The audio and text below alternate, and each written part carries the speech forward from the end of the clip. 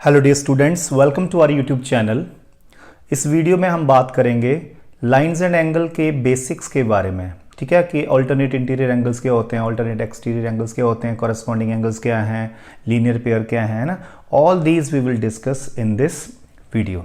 Okay, so सबसे पहले मैं बोलूँगा कि suppose I have a two parallel lines, है ना। मान लो ये और ये दोनों पैरेलल लाइंस। अब पैरेलल लाइंस क्या होती हैं?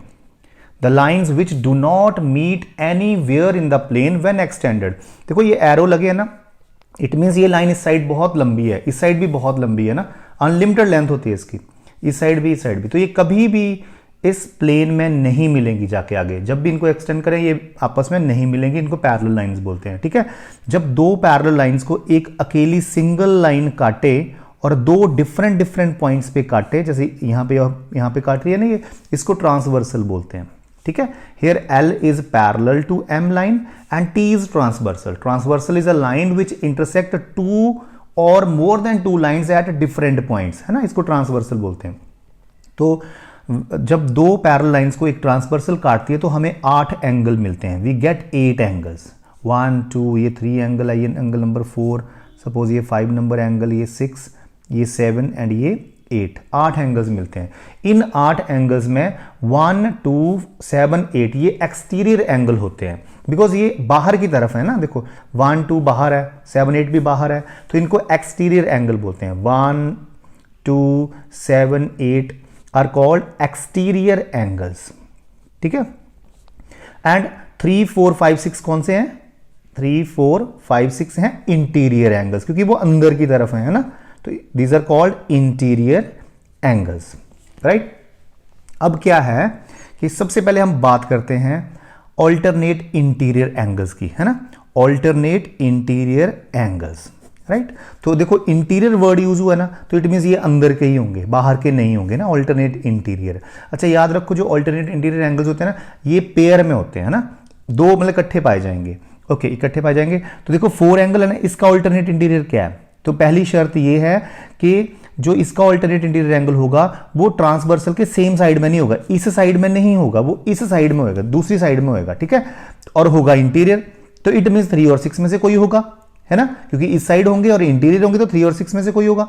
ओके, पर एक कंडीशन और है कि वो लीनियर पेयर फॉर्म ना करे। अब यहां पे 3 और 4 तो लीनियर पेयर फॉर्म करें, क्योंकि ये स्ट्रेट लाइन के ऊपर आ रहे हैं दोनों, तो 3 तो है नहीं, तो 4 का 6 बनेगा।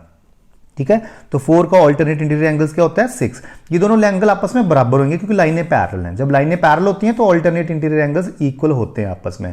और अगर लाइनें पैरेलल नहीं है, सपोज लाइनें ऐसी जा रही हैं आपकी और ट्रांसवर्सल काट रही है, तो ये एंगल होंगे तो ऑल्टरनेट इंटीरियर, पर आपस में इक्वल नहीं होंगे। इक्वल कब होते हैं? जब लाइनें पैरेलल हों। ठीक है, तो अब मुझे बताओ 5 का ऑल्टरनेट इंटीरियर कौन सा है? ऑब्वियसली 3 होगा, है ना। तो ये तो हो गए ऑल्टरनेट इंटीरियर एंगल्स। अब है ऑल्टरनेट एक्सटीरियर एंगल्स क्या होते हैं? तो as the name suggest exterior, it means दोनों ही बाहर के एंगल होंगे, 1 2 7 8 में से होंगे, क्योंकि एक्सटीरियर है ये। तो सबसे पहले हम बात करते हैं 1 का ऑल्टरनेट एक्सटीरियर कौन सा है। तो देखो सबसे पहले कंडीशंस वही रहेंगी कि एक अगर ट्रांसवर्सल के राइट साइड में तो दूसरा लेफ्ट साइड में होगा, है ना। तो 1 जो अब राइट साइड में ना इधर, तो दूसरा लेफ्ट में होगा, और होंगे एक्सटीरियर ही दोनों, है ना। तो या तो 2 हो सकता है या 7 हो सकता है ना, इस साइड में। ओके, पर 2 तो हो नहीं सकता, क्योंकि ये लीनियर पेयर नहीं फॉर्म कर सकते। एक कंडीशन ये भी है कि लीनियर पेयर फॉर्म ना करें, तो 2 नहीं हो सकता, तो 1 का 7 होएगा alternate exterior angle. And they both are also equal, क्योंकि लाइनें पैरेलल हैं। अब मुझे बताओ 2 का ऑल्टरनेट इंटीरियर कौन सा है, ऑल्टरनेट एक्सटीरियर कौन सा है?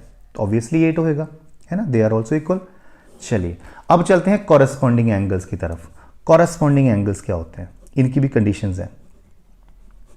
तो चलो मैं बताता हूं आपको कि 2 का कॉरेस्पॉन्डिंग एंगल कौन सा है। ठीक है, तो कंडीशन क्या है? नंबर 1 ये है कि ये दोनों ही ना, ये पेयर में होते हैं, तो दोनों ही ये सेम साइड ऑफ ट्रांसवर्सल पाए जाते हैं। ठीक है, और एक इंटीरियर होगा तो दूसरा एक्सटीरियर होगा। अब 2 तो ठहरा एक्सटीरियर, तो इसका जो दूसरा होगा वो इंटीरियर होगा।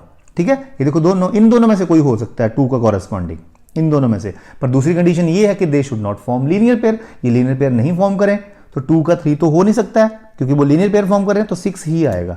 तो 2 का 6 है कॉरेस्पॉन्डिंग एंगल। तो मुझे बता दो अब 3 का कॉरेस्पॉन्डिंग कौन सा है? हाँ जी बोलो बोलो।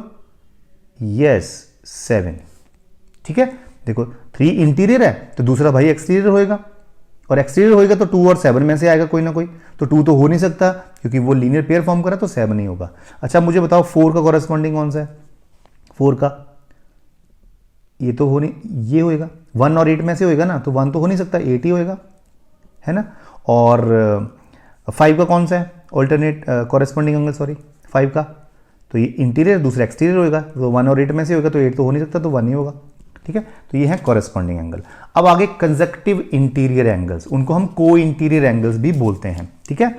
को इंटीरियर एंगल्स, कंजक्टिव है फुल फॉर्म इसकी, कंजक्टिव इंटीरियर एंगल। ये क्या होते हैं? ये होते तो इंटीरियर है ना, और सेम साइड ऑफ ट्रांसवर्सल में होते हैं। ट्रांसवर्सल इसके सेम साइड में होंगे, तो 3, 5, 4 और 5 हो गए ना, 4 और 5 हो गए, क्योंकि ट्रांसवर्सल के सेम साइड है। और इनकी एक खास बात है कि जब लाइनें पैरेलल होती हैं तो इनका सम 180 होता है, तो 4 + 5 are co-interior angle, so their sum is 180 degree. पर कब होता है 180? जब लाइनें पैरेलल हो, पैरेलल नहीं हो तब नहीं होता 180, ठीक है।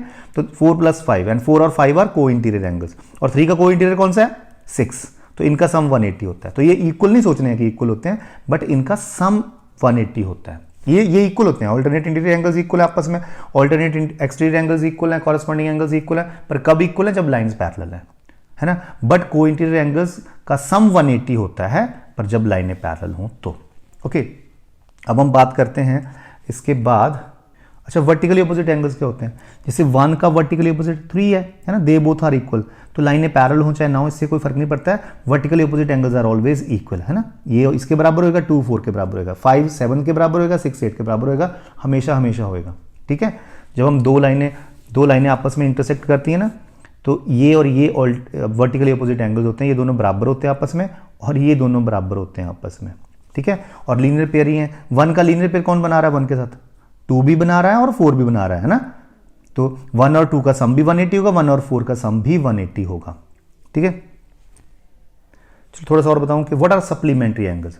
दो ऐसे एंगल जिनका सम 180 हो उनको सप्लीमेंट्री एंगल बोलते हैं। जैसे 60 and 120, they both are forming supplementary angles because their sum is 180, ठीक है। What is supplement of 60? तो 180 से माइनस कर दो, 120 आएगा इसका सप्लीमेंट, और 120 का सप्लीमेंट 60 आ जाएगा, ठीक है। और कॉम्प्लीमेंट्री एंगल कौन से होते हैं? जिनका सम 90 डिग्री हो, कॉम्प्लीमेंट्री एंगल जिनका सम 90 डिग्री हो। जैसे 60 डिग्री का कॉम्प्लीमेंट क्या होगा? 90 में से माइनस कर दो इसको, 30 डिग्री होगा। इन दोनों का सम देखो क्या है, 90 है, तो 30 का कॉम्प्लीमेंट 60 और 60 का कॉम्प्लीमेंट 30 है। अब बच्चे कंफ्यूज होते हैं कि कॉम्प्लीमेंट्री एंगल का सम कितना है। जैसे कॉम्प्लीमेंट्री का सम 90 है और सप्लीमेंट्री का एंगल्स का सम 180 होता है, तो ये कंफ्यूज होते हैं किसका 180 है किसका 90 है। तो कैसे याद रखना है? आपको पता है अल्फाबेट में सी पहले आता है कि एस पहले आता है? तो सी पहले आता है ना, सी पहले आता है, तो 90 भी पहले आता है। तो C for 90 and S for 180, S बड़ा तो 180 भी बड़ा, ठीक है। तो complementary angles are those angles whose sum, two angles whose sum is 190 degree, and supplementary are those two angles whose sum is 180 degree. Okay, so this is for the basic of lines and angle. तो और कोई problem होगी तो you can write in the chat box. Thank you so much.